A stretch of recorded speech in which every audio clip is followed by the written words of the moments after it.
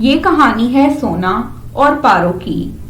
पारो बहुत ही ज्यादा बदसूरत थी और सोना बहुत ही ज्यादा खूबसूरत।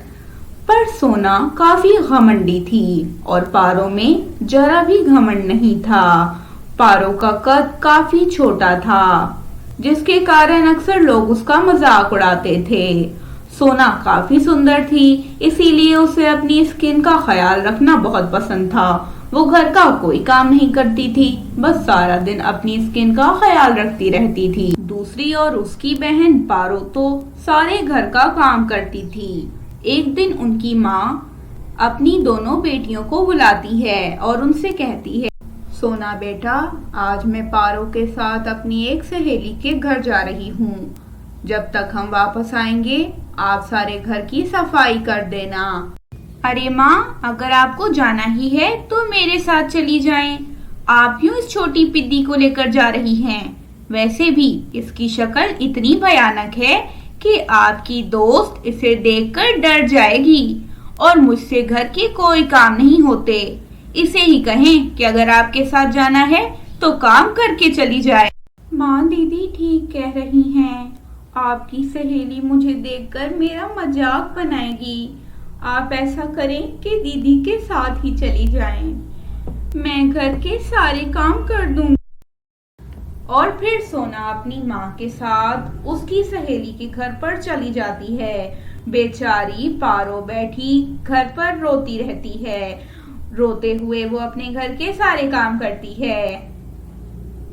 काश मैं इतनी बदसूरत न होती तो दीदी भी मुझसे प्यार करती और मैं कहीं जाने के भी काबिल होती। सोना से मिलने एक दिन उसकी सहेली उसके घर आती है। उसकी सहेली पारो को देखकर जोरों से हंसती है और कहती है, अरे सोना, तुम्हारी ये बहन तो बहुत काली है, काली कलोटी कहीं की। हा हा हा। सोना अपनी दोस्त की बात सुनकर, हाँ, मेरी बहन तो है ही काली, लेकिन मुझे देखो ना, मैं कितनी सुंदर हूँ। ये तो मुझ पर जरा भी नहीं गई। मेरा तो कद भी अच्छा खासा है और मैं बिल्कुल सफेद हूँ। और ये है काली कलोटी, और तो और इसका कद भी बिल्कुल छोटा सा है, देखने में छोटी सी बच्ची लगती है। अरे, एक तो आप मेरे घर पर बैठी हैं, दूसरी बात कि मैं आपसे क्या कहूँ, जब मेरी बहन ही इतनी बेशर्म है तो दूसरे से कहने का क्या फायदा। याद रखिए कि चेहरे की खूबसूरती महज काफी नहीं है, खूबसूरत तो दिल का होना चाहिए। चेहरे का खूबसूरत तो कोई भी हो सकता है। हाँ हाँ, अगर कोई भी खूबसूरत हो सकता है तो तू क्यों नहीं है? तू इतनी काली बदसूरत क्यों है? वो दोनों सहेलियां इस तरह हंस रही थी। बेचारी पारो की आंखों में आंसू थे। वो वहां से चली जाती है। पारो ने आज फैसला किया था कि वो अपने घर को ही छोड़ देगी। पारो अनजानी मंजिल की तरफ निकल पड़ती है। चलते चलते पारो एक कुटिया में पहुंचती है। पारो जब अंदर जाती है तो अंदर तो एक जादूगरनी थी। उसे देखकर पारो डर जाती है। जादूगरनी पारो को देखकर हंसने लगती है और हंसते हुए कहती है, हा हा हा, जानती हूँ कि तुझे क्या चाहिए।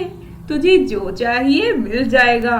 मैं एक अच्छी जादूगरनी हूँ और मुझे पता है कि तू क्यों दुखी है।